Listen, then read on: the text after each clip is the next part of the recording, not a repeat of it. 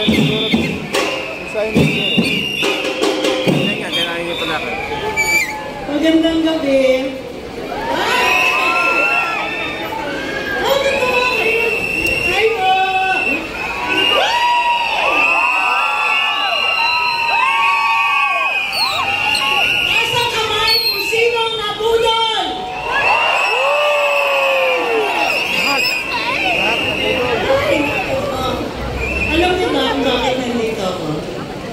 Kasi, nung umalis ako ng palasyo, may patalo ko. Tapos, may tumawag dun sa stasyon na tinatrabahuhan ko, tinatanggal din ako doon. So ngayon, sabi nila jobless daw ako. Ay, sabi ko, okay lang, kung jobless. Meron naman ako na ngayon, magagawa pumunta sa Mali. So, saya-saya ko ngayon, kasama ko kayo.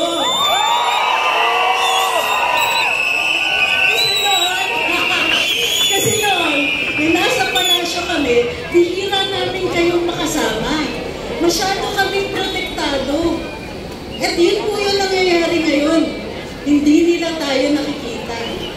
Hindi nila tayo naririnig. Hindi nila tayo kinakausap. Kung may naririnig sila, alam mong ginagawa? Inugol-gol. So, yan si Angeles. Ako yun. Yan si Angeles. Ay, ang dal-dal-dal-dal yan. Tanggalin sa trabaho. Yes. Okay. Ngayon na wala akong boss, di pwede na akong magsalita.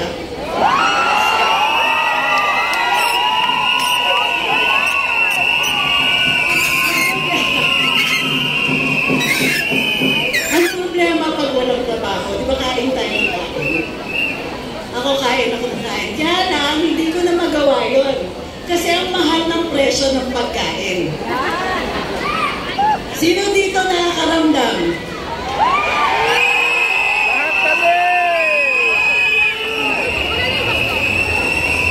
Dati makakabili ka 20 pesos, at least nakatatlong kutsintana.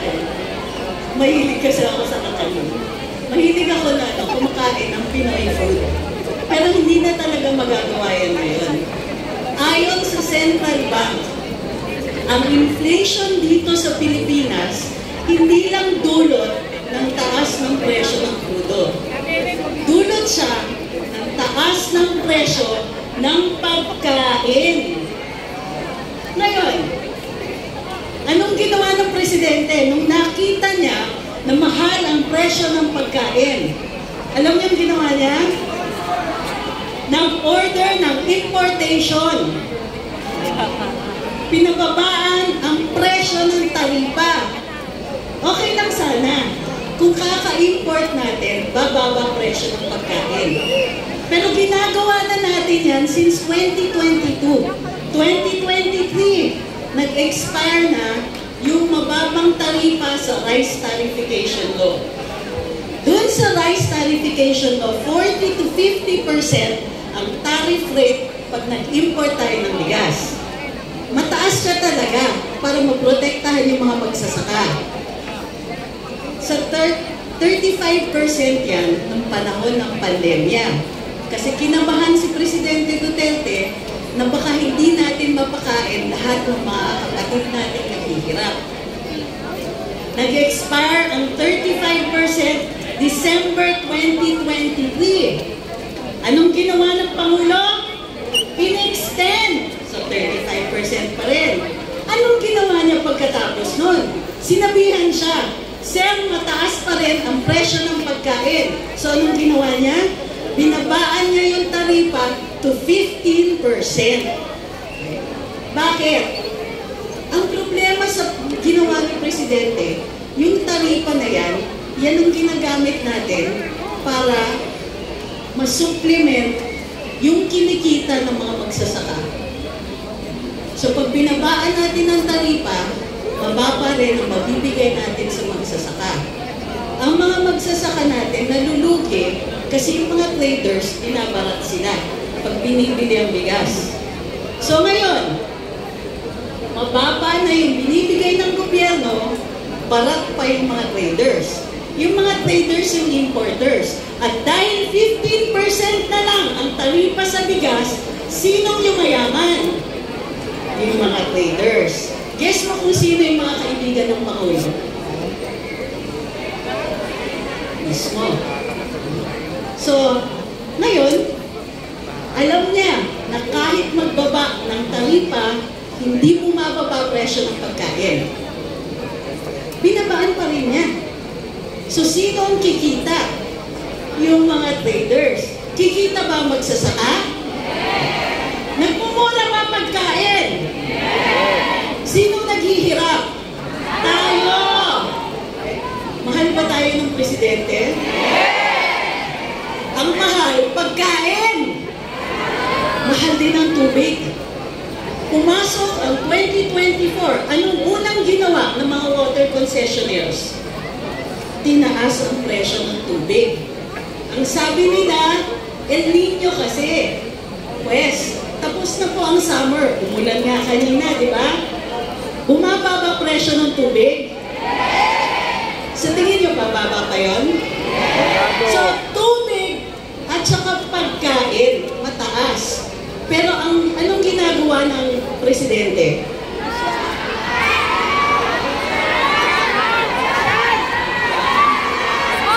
Ng ibang bansa. Nag-party. Bumiyahe. Alam niyo ba yung purpose ng biyahe ng Pangulo? Ang sabi niya, ako pa nagsabi kasi kanilin ako ng press dati, kaya siya bumabiyahe abroad kasi naghihikayat siya ng mga investors. 2 taon niya halos ginagamit yun. Ay more than 1 year na ginagamit yung excuse na yun. Sabi niya, para may mag-invest dito sa Pilipinas. Siya daw po yung salesman, punta sa ibang bansa, tapos maghihikayat siya ng mga magtatayo ng mga pabrika dito sa Pilipinas. Hanggang ngayon, anong taon na? 2024. Yung pangako, 2022. May isa, kahit isa lang, na pabrika na bago, na bunga ng mga pagbiyahe niya. Wala. Walang bagong trabaho na bunga ng biyahe ng Pangulong ito. Siguro naman pwede na tayong maningil, ano? Ilang bilyon ang ginastos sa dami ng biyahe. Pero wala tayong nakikita na binunga ito. So, di-stop ba yung ginagawa natin? Hindi. Nandiningil lang tayo. Sila mismo nagsabi eh. Siya po mismo nag-announce maghihikayat ng investors. Pues, hindi pumasok ang investors. Bakit? Kasi mahal ang pagkain, mahal ang tubig, mahal ang kuryente, matraffic, kukunti ang trabaho, mataas ang crime rate. Hindi muna niya inayos lahat ng ito bago siya naghikayat ng investors. So, medyo mali, ano? Inuna yung biyahe. Hindi mo na inayos yung problema dito. Okay lang naman yung biyahe. Okay lang for diplomatic relations. Okay lang yan para sa trade. Wala pa rin trade na bago. Pero okay lang yan. Talagang miyembro tayo ng isang komunidad ng mga ibang bansa. Pero, ang sabi niya, nagbago na yung tono. Nung tinanong siya, bakit biyahe kayo ng biyahe? Ang sabi niya, naghahanap po ng kakampi.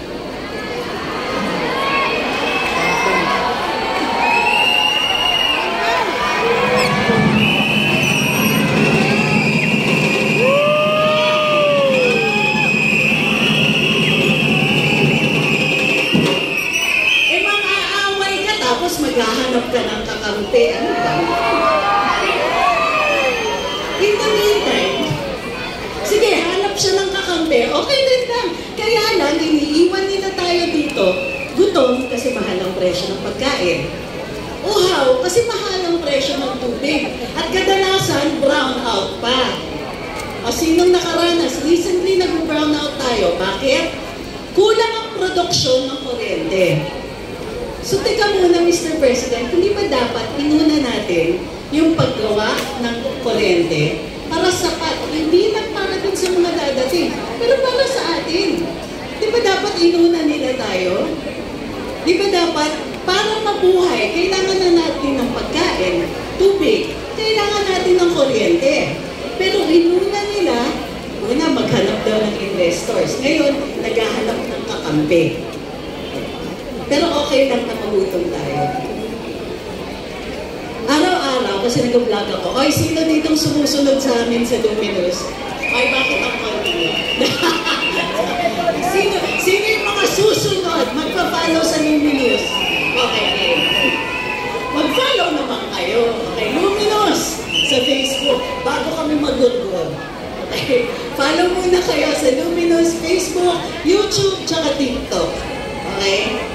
Meron din Rumble kung sakali. Okay. So, araw-araw, nag-ano kami, nag-vlog ako. Tapos, may susulpot yung mga trolls na hinahayang ng gobyerno. Alam ko hinahayang nila ng gobyerno kasi bilang kalihim ng press, alam ko yung mga operations ng gobyerno. So, okay, may dadating ng trolls, sasabihin, oy, bakit kayo nagtitistab? At tulad nga yung sinabi ni Attorney Glenn, tistab? Teka muna, anong gagawin natin pag gutom tayo? Tatahimik tayo? Yun ba yung ibig sabihin nito? Yes? Pag mahal ang presyo ng pagkain, ng tubig, ng kuryente, transportation, pag kulang ang trabaho, pag hindi nila tayo pinapansin, pag nag-hire sila ng trolls para tumahimik tayo, anong gagawin natin? Magpuprotesta, mag-iingay. Karapatan natin magsalita. Karapatan natin sa saligang batas. Alam niyo ba yung pag-hire ng trolls ay pinipigilan nila yung karapatan natin ngayon? Kasi ang purpose ng mga trolls nila ay patahimikin kami. Patahimikin kayo. Patahimikin lahat ng gustong magsalita lang para ipaalam sa gobyerno yung kanilang hinanaing. Ano gagawin natin? Gusto nila tahimik tayo? Grabe yung gastos ng pera ng gobyerno. Diba? 500 billion para sa ayuda. Sabi ni Secretary Francisco Chutauren, para maayos yung supply and logistics system sa agrikultura, para magmura ang pagkain, ang kailangan lang 2 billion pesos. Mauumpisahan yung paggawa ng mga imbakan ng bigas para sa mga magsasaka. Mauumpisahan yung paggawa ng cold storage para dun sa mga nagsasaka ng gulay at ibang mga prutas. 2 billion pesos lang. Pero hindi ito binigay ng Kongreso. Itin ko ha, 2 billion pesos lang kailangan para magmura ang presyo ng pagkain. Pero naglaan sila ng 500 billion pesos para sa pamimigay nilang ayuda in aid of elections.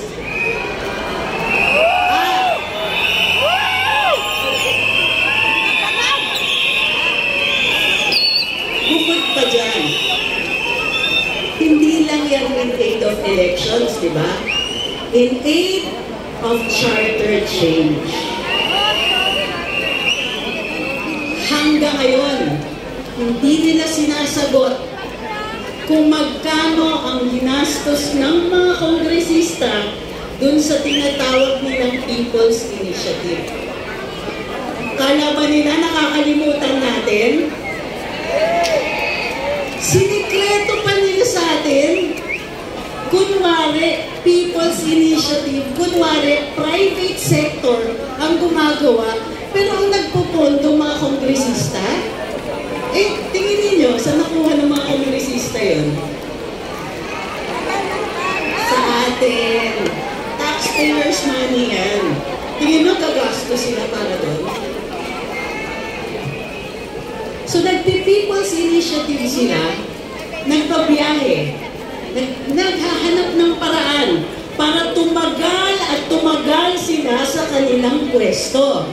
In the meantime, tayo, mataas ang presyo ng pagkain, ng tubig, kuryente, walang trabaho, mataas ang cost ng transportation, patay sindi ang internet, ginagamit natin sa mga maliliit na negosyo natin. Inuna nila at inuuna nila hanggang ngayon, inuuna nila ang term extensions nila.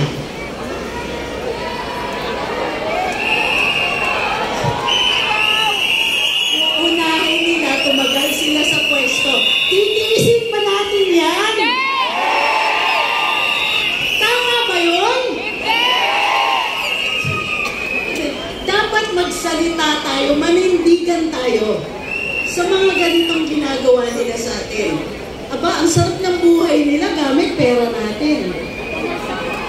Ang sarap ng buhay nila, tayo naghihirap, pagkain ng hirap na tayo. Ano pa kaya yung ibang mga gamit sa buhay?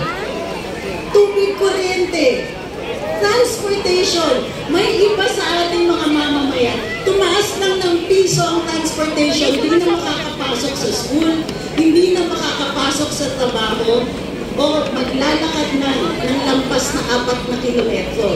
Tama ba yun?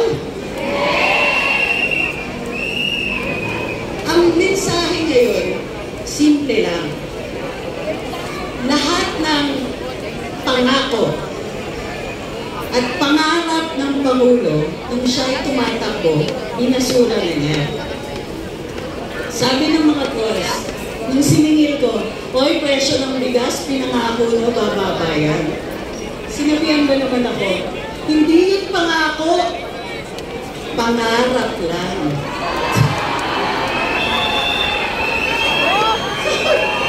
Diba, hindi na sila nahiya.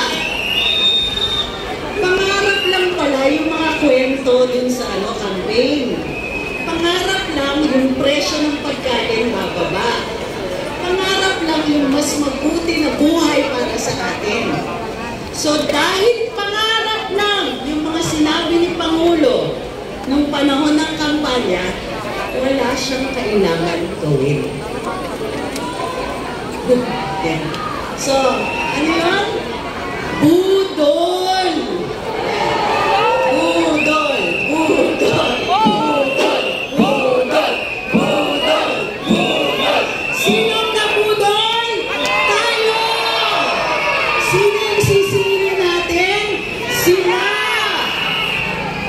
Kahit man lang sana pagkain. Kahit man lang sana yung simpleng pangarap na magmura ang presyo ng bigas. Hindi na tayo, mabait ang Pilipino. Mahaba pasensya natin. Ika nga nila noong araw, ang Pilipino parang kalabaw. Basta pinakain mo lang konting damo, magtatrabaho ng magtatrabaho yan. Pero masyado po yata nilang pinipwersa tayo.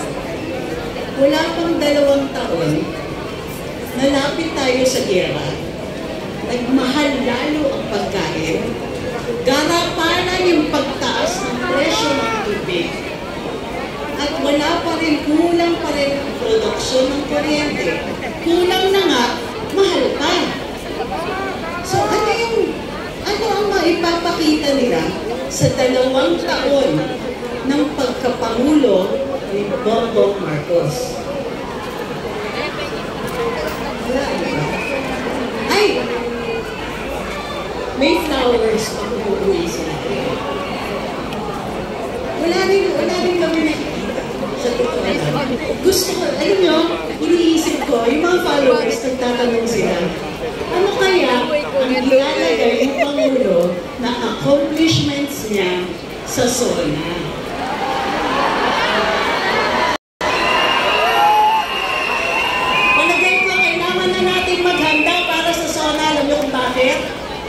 Ay bagong budol.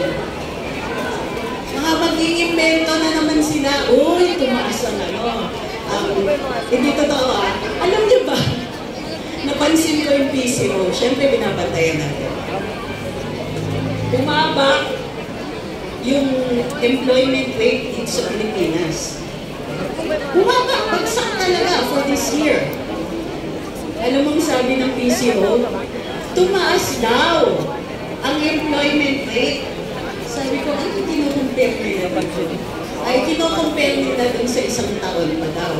Pero, yung nilagay dun sa yung findings ng DOLE at ng PCA, ang trend ng taon na ito, pabagsak ang employment rate. So, ano nangyayari? Walang trabaho, or nawabawasan tayo ng trabaho, pero mahal ang pagkain. Mahal ang tubig. Mahal ang kuryente. Mahal ang transportation. Walang maasahan. At alam din natin, tayo na lang ang hindi mahal. Tayo na, bakit? Di ba pinakita ba silang pagmamahal sa atin? Meron